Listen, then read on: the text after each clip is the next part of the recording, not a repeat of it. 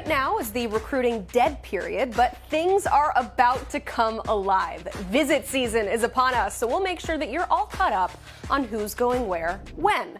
Plus, it's an NIL free-for-all. No rules, no regulations, but plenty to discuss. And we've been talking about changing the recruiting calendar ad nauseum, but we actually have some tangible news that could finally address the chaos of December. But does it actually? Our analysts, they aren't too sure. All that and more as the college football recruiting show starts right now.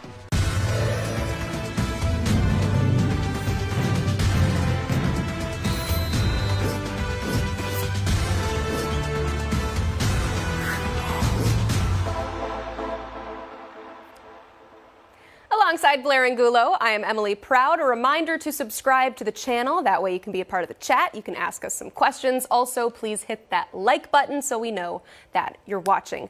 Blair, before we get into headlines, I have to get your thoughts on this report from our own director of scouting, Andrew Ivins. He said the NCAA sent out an email saying that schools can no longer decorate prospects' hotel rooms on official visits, specifically saying that all cookie cakes and snacks must be physically handed to recruits in the lobby. I love this kind of thing. But between this and the photo shoots going away, what do you think about it, Blair? It's a sad, sad day in college football recruiting. I think that was one of the biggest highlights for those families, for those recruits, to go into their hotel rooms and see the type of artwork that was displayed, the type of snacks. Me and Andrew, obviously, he's the one that reported it, but we had a running joke on the College Football Recruiting Podcast talking about the schools that had the best setups, the best snacks, the best cakes, the best cookies, the best cookie cakes, and now that's all going away, which is going to be sad. So it's going to be interesting to see which schools get creative and how they are able to maybe sidestep this hotel room rule and giving them out in the lobby and what that looks like. Yeah, it sounds like these visits are going to be all about business now that you're officially taking away those cookie cakes. I love the ins and outs of the recruiting world. I feel like I'm learning a lot more now that they're taking these things away than even knowing that they were there to start off with. Okay. Starting off this show, we got to hit some headlines because it is officially visit season, but they're not all official visits. Starting with the number 4 wide receiver in the 2025 class, Jamie French. He announces 4 unofficial visits in the coming month. He's headed to LSU, Ohio State, Texas, and Tennessee. There's a crystal ball in for Alabama right now, but Blair, who could potentially make some headway here? Emily, please stop me if you've heard this before about an elite wide receiver prospect. How about the Ohio State Buckeyes? Our colleague Tom Loy reported earlier this month that it's Bryant Hartline and the Ohio State Buckeyes pushing the right buttons with the magnifique receiver prospect heading into these important visits. I love it. French, 2 F's. That is not a typo. Remember that. 4-star edge Nasir Wyatt also booking some visits this spring. The number 64 overall player in the 2025 class. He's off to USC, Ohio State, Miami, and Tennessee. More schools in the mix for him, but what kind of player are they fighting for? A talented pass rusher with lightning quickness off the edge. I love his ability to put offensive tackles on their heels. He's able to cover in space as well, which I think will suit him best at linebacker at the next level. He's one of the best players on perhaps the most talented high school team in America there at Mater Dei. All right, sticking with the theme, 4-star running back Bo Jackson has announced a few upcoming visits. The number 4 back in the class will visit Penn State, Tennessee, Ohio State, Georgia, and Rutgers. So who do you like early on in this recruitment? At this stage in the process, the Buckeyes of Ohio State have the buzz. Our insider Bill Kurlick put in a crystal ball prediction for Ohio State recently, and they don't call Bill the dean of recruiting for nothing. So I like Wright and Day's chances of keeping the star playmaker in state. Good. They need some more running backs in that room. Finally, the number 11 player in the 2025 class rounds out our visit-themed headlines. Wide receiver Khalil Lockett announcing some in-state visits for April. The Texas native will visit the Longhorns on the 6th and the Aggies on the 20th. But tell us more. Who is this prized prospect? He's a must-get for both the Longhorns and the Aggies. A freaky wideout with really good production last season. He tallied nearly 1,300 yards and had 13 touchdowns as a junior. That's 22 yards per reception scattered across 59 catches. I got to see him play 7-on-7 with California Power earlier this offseason, and Lockett is a walking highlight reel. Love to see it. Hey, let's remind you of the current recruiting calendar. We're currently in a dead period, meaning no visits are taking place, as evident by our headlines. That will end a week from today, and the fun will begin. So, once again, here we are having a discussion about the recruiting calendar, but hey, this one is not hypothetical. Per Nicole Auerbach of The Athletic, the early signing period is expected to move earlier in the month of December to the Wednesday before conference title games, and most notably before the opening of the transfer portal. This is a decent-sized move, not ready to say a big move yet, but we'll ask our analyst here, Smoke Dixon, adding into the conversation. And I'll start with you. We've talked about the chaos of December often. How would this move help alleviate some of the stress that time of year? Not at all. All we're doing, again, is put another Band-Aid on the problem that we have. At the end of the day, you're moving it up, 14 days different? It's not going to solve any problems. It's the haves and have-nots. The big-time schools that are well-oiled and they have their organization in proper order, they already have 95% of their signing class already done. They're putting a bow on this thing and moving on. And the ones that are struggling, they have to deal with visits during the season, but you're going to go to an empty stadium. You're not going to see anybody. And it's not doing justice for anybody moving forward. Just leave it as it is. It's not doing anything. The needle's not moved for me, nor anybody else.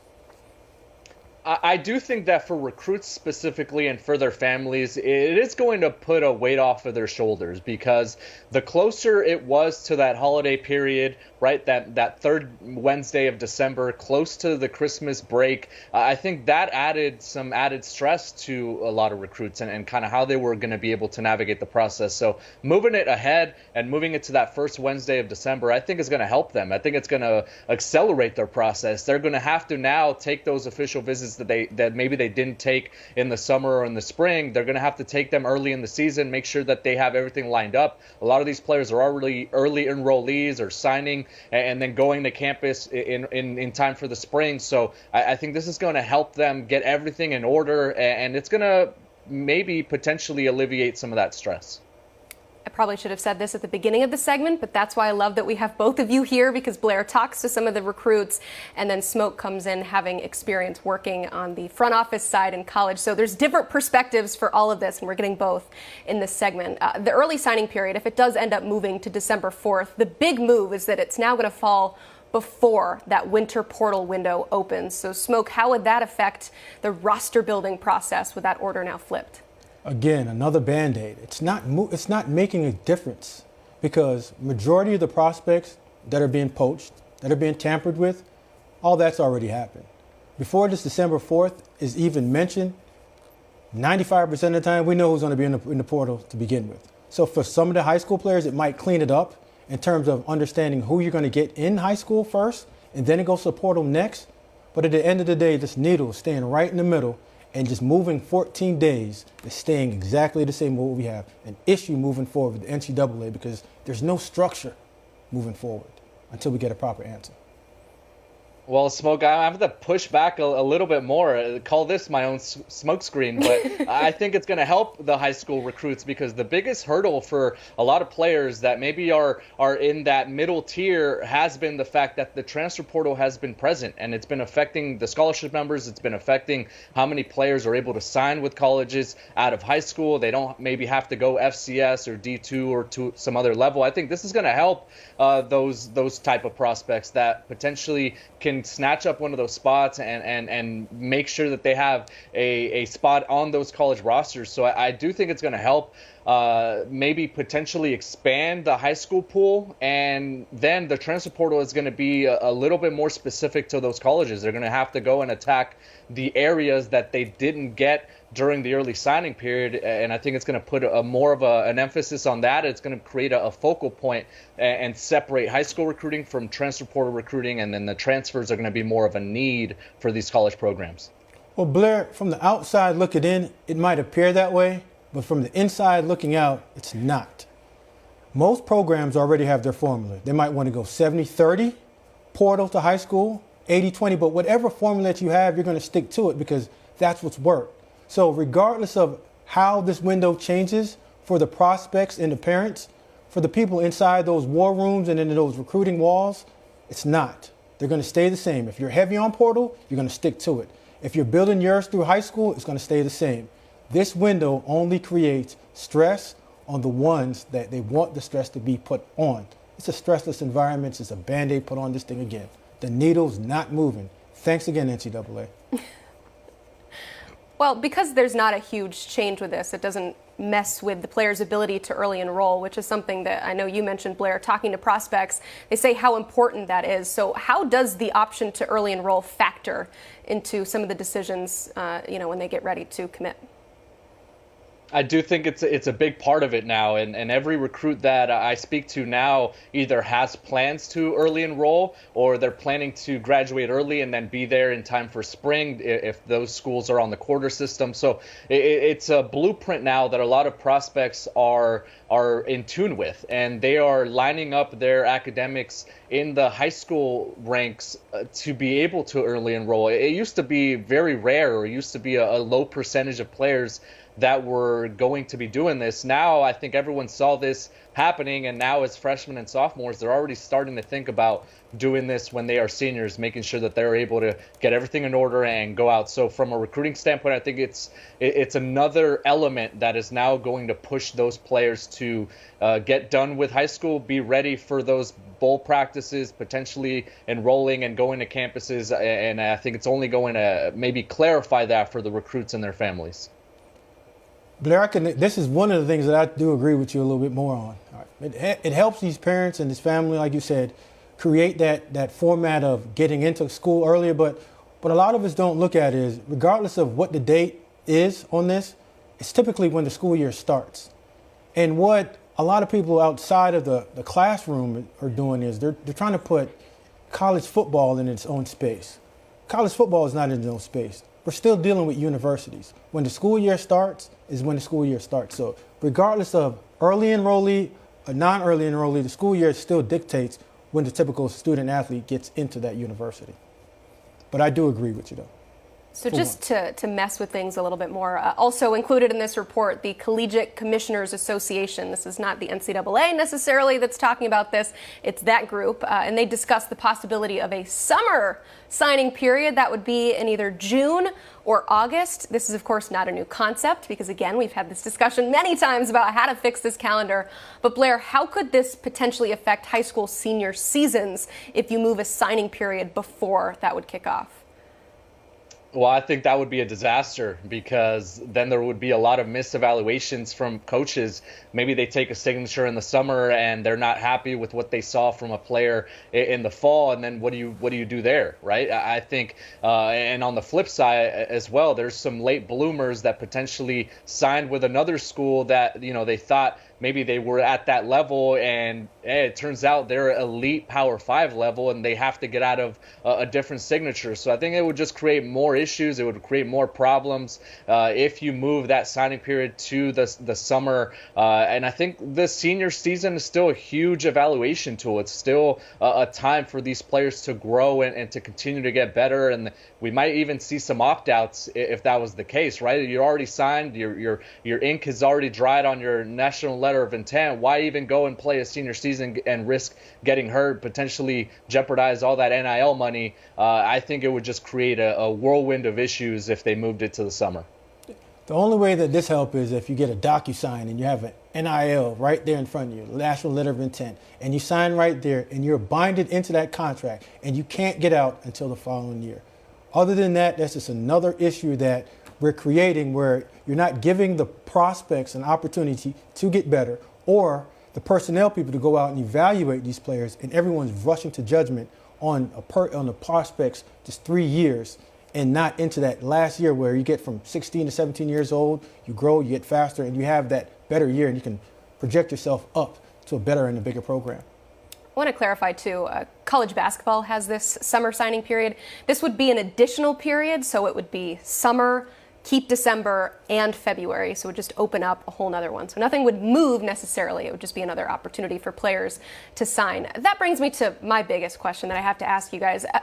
Blair, why does there need to be a signing period at all? Why can't players just sign their NLIs when they commit, when they put on that hat? Can't they just grab their pen as well?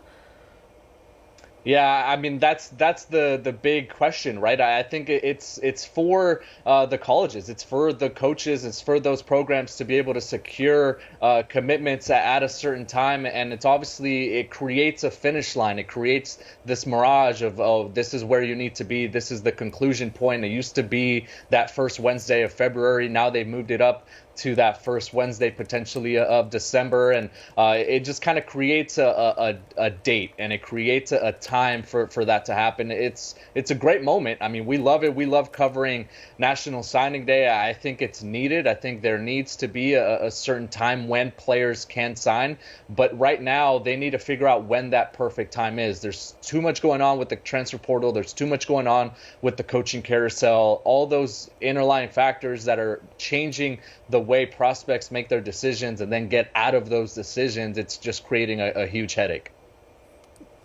I think you should sign whenever you want to. I think it makes it easier. Now, those contracts or those conversations that you're having, is my scholarship committable or not committable? Once you say, hey, listen, I'm committing, sign. Get it over with. You have, this is where you're going to go. This is where you're going to play for your next 3 to 4 years, whatever way that you want to determine it. But you should be able to just go out there and just sign and get it over with, and make sure that these coaches are holding themselves accountable to the right numbers. The transfer portal does not get out of control, and these kids have somewhere to go at the end of the year.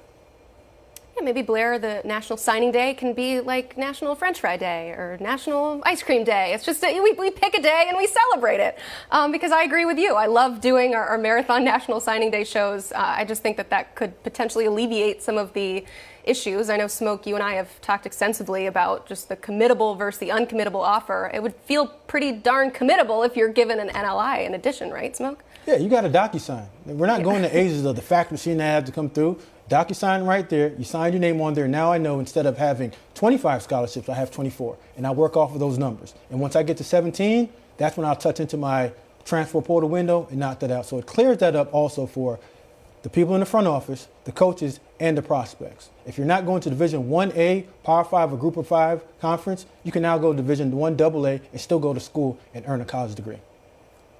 I say this every time we have this discussion. Man, I'm glad that we're not the ones that have to make these decisions, because they sure seem complicated, but it does sound like things are actually moving and shaking. So thank you both for the great discussion. You can read more about this on 247sports.com. A lot of interesting threads to pull on here. You fix one thing, you ruin something else, and we'll have way more visit news if you're into that. Highly recommend, though, becoming a VIP member so you can have all of that great exclusive information. It's the end of the NCAA as we know it. That was the sentiment when an East Tennessee judge granted a preliminary injunction barring the NCAA from enforcing any of its NIL rules, meaning pay for play in college sports is officially here. That is, of course, as if it weren't already. The injunction hearing was all part of the state of Tennessee and Commonwealth of Virginia's antitrust lawsuit against the NCAA. Also part of the ruling, there's no rule of restitution, meaning no retroactive punishment, which we know the NCAA loves to dish out. So to sum it up, the April transfer portal window is about to get wild. Mark your calendars for April 15th. That is when it all goes down. And that is all the inspiration behind our Free Game Monday segment with Smoke Dixon and special guest Carl Reed. Let's start with this news. For all intents and purposes, pay for play is now legal. Smoke, how do you see that affecting things in the short term? Thank God somebody said this, so we don't have to be running behind each other and just whispering and saying, hey, we can get. No, it's open now. Pay for play. The good players get paid. The ones that aren't so good, they go to school for free. What's wrong with that? It's an easy way just to alleviate the problem of no one not knowing who's getting paid and who's getting paid. At some point, we might be able to put this all on paper and get in front of it so we have an idea of what each player is worth. Isn't the NCAA falling apart right in front of our face? We're glad that they just finally put it out there and said everybody can do what they have to do. You can make the money that you want to make. Nobody can punish you for it. Pay for play is here. But what you're starting to really see right now is that The NCAA and all of their rules are breaking down right in front of you, rule after rule. The fabric of the game is changing.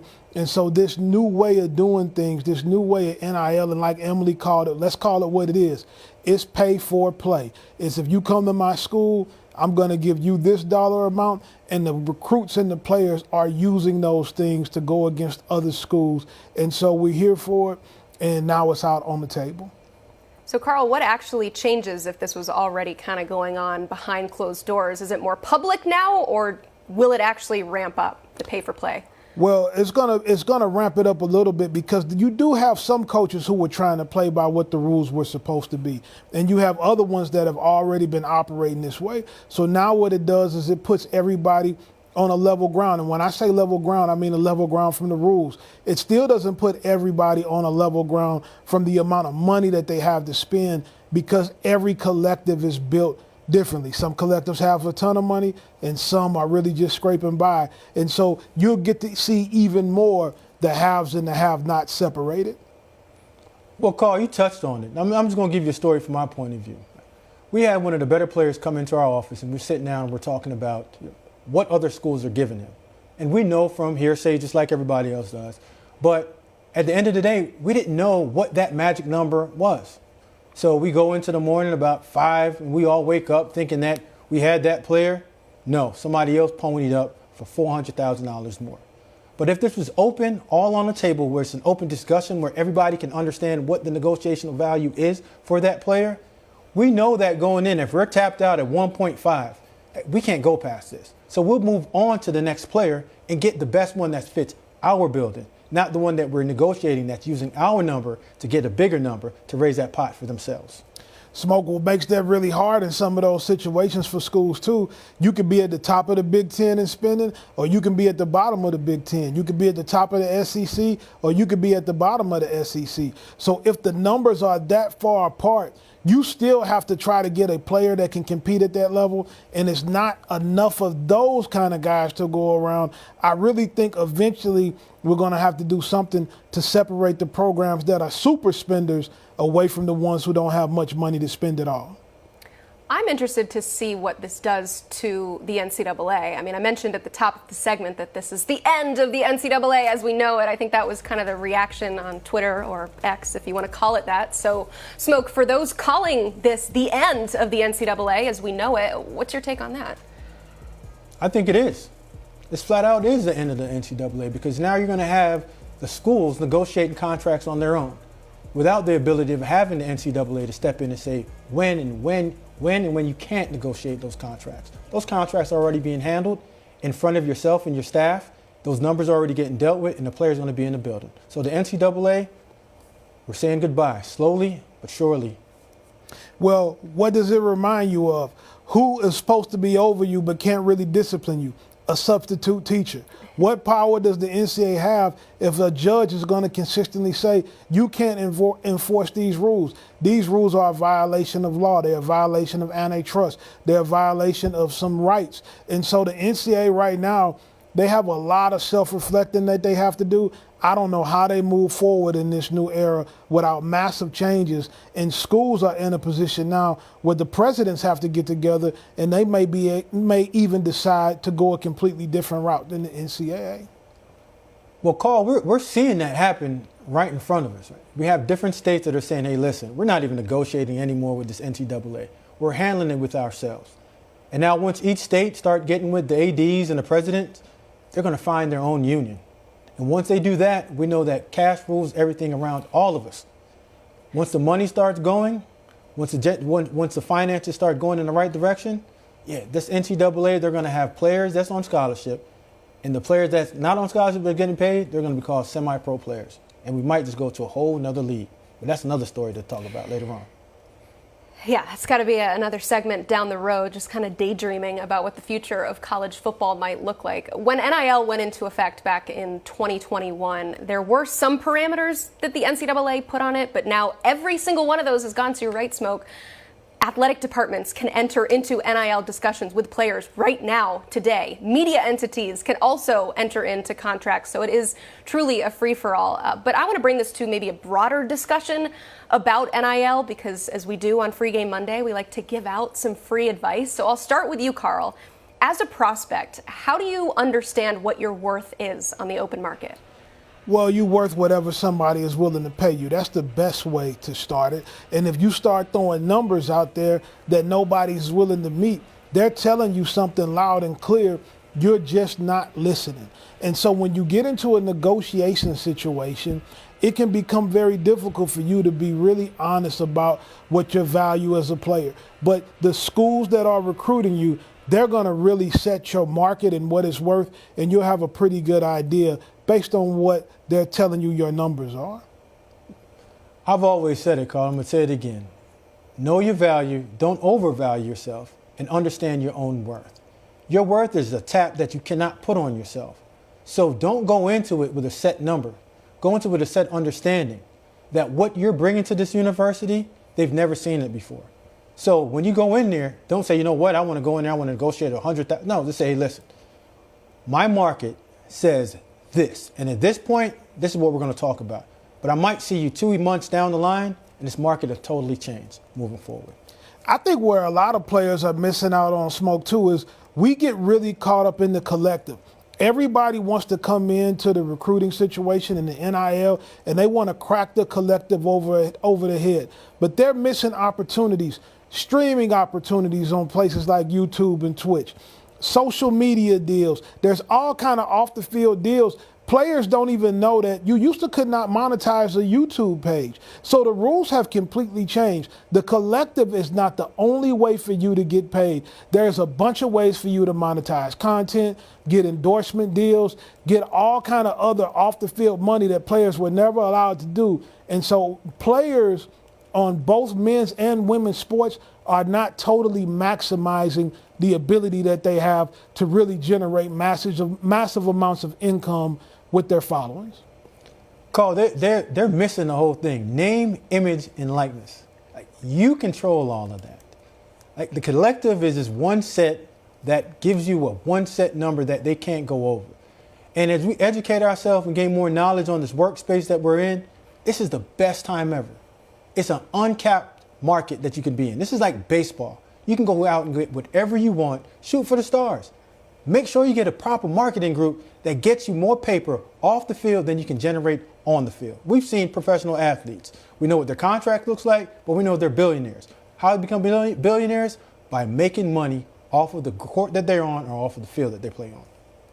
And because there's no strict market set, you might think, oh, I should hire an agent to help me dictate what my market is. Smoke, you've said before that agents are not necessary because marketing is really where you should focus your attention. So before we get into that discussion, though, Carl, what's your take on agents? I think you have to have an agent.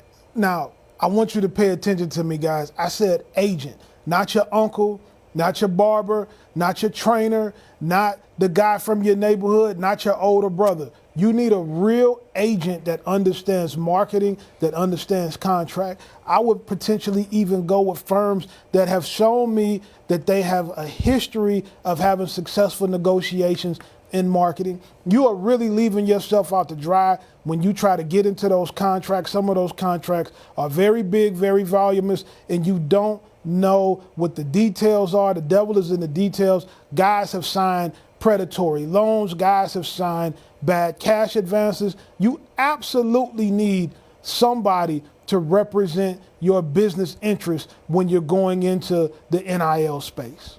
Carl, I'm not disagreeing with you, but I'm going to push you in a direction. What you're speaking of the 2 to 5% of the premier athlete that can go out there and generate this value for themselves, dealing with the blue chip agencies. What I'm talking about, it's a 95% that they're not going to get these big deals. So you don't need somebody going in to negotiate a contract for you that's going to take 20% of whatever you're going to get anyway. Right? At the end of the day, go in with a lawyer that understands how to read the fine details of it. Agree to the terms that you want to and move forward. But at the end of the day, your marketing agent is the one that's going to set you up for the big haul, not the small haul at the beginning of the story. Smoke, you said you don't need an agent, but you need a lawyer. I don't know about you, but my lawyer doesn't work for free. You're going to have to pay the lawyer too. They're just going to charge you an hourly fee instead of the flat out percentage. You need an agent, or you need your lawyer to have an agent background, because you need to secure deals and you need to know what's going on. Well, looking at an agent, there's things that these contract agents do. There aren't any languages in these contracts. There's no escalator clauses. There's no reason for you to hire one, because there's no financial gain, because these contracts aren't guaranteed. They're IOUs. You and I both know that. You and I can both read through those IOUs and not sign any BS paperwork that's put in front of you. But if you get a lawyer to read through those fine details for an hourly rate, you'll be coming out on the better side of things financially, instead of paying a percentage for something that's not being negotiated. Smoke, but here's the problem when you just hire an attorney. Those people are not adept to the business of sports. You need an agent that sports is what they do. And that's the living that they need to make. And the reason that the contracts have not been worth anything, because it's people's barbers advising them on the contract, not real agents that really understand the business. That's true. Or, as always, Carl, we say just ask you, because you love giving out advice. But no, an actual professional who you pay could be helpful in some instances. If they call me, Emily, I'll point them in the right direction. Yeah, exactly. But it's good advice, but it's not some that you should probably be charged for by the hour. We're getting a really good question in here that I want to get to real quick before we say goodbye. Bradley wants to know what happened with the Cam Newton scuffle over the weekend. Carl, I think Bradley's asking that because he is a follower of you on Twitter/X, and you've been very vocal about this. So give us your take quick. We all know what happened because we all saw the video, but I think the important thing to know is this moving forward. I've gotten calls today from all over Atlanta, Georgia, people that are on both sides, some people on Cam's sides, some on the coaches from the TSP side.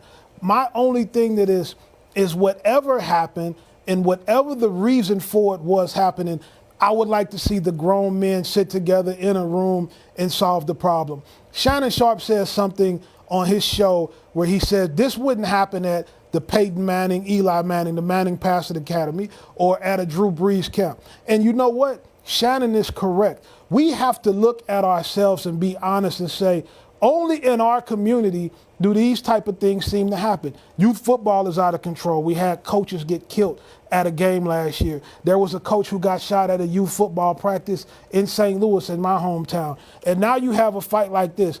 As coaches and as adults, we have a responsibility to lead and conduct ourselves in a way that we don't have issues like this.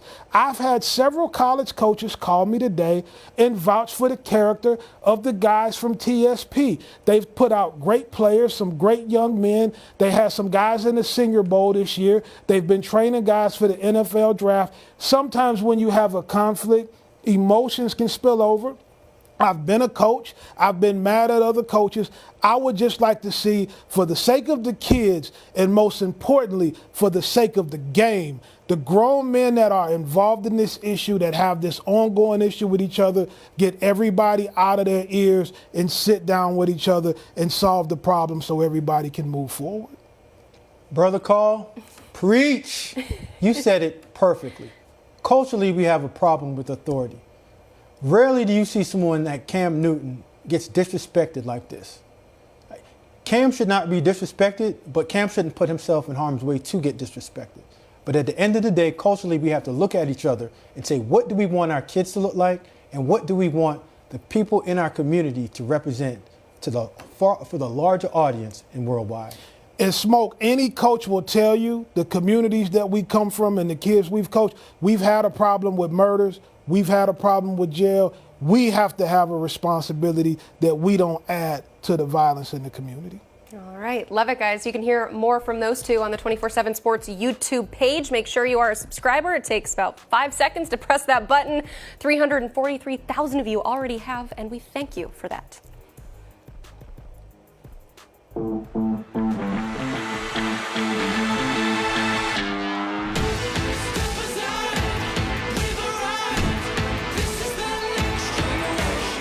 This guy is a blur on tape. He zigs and zags. He's a player to potentially make an impact from day one.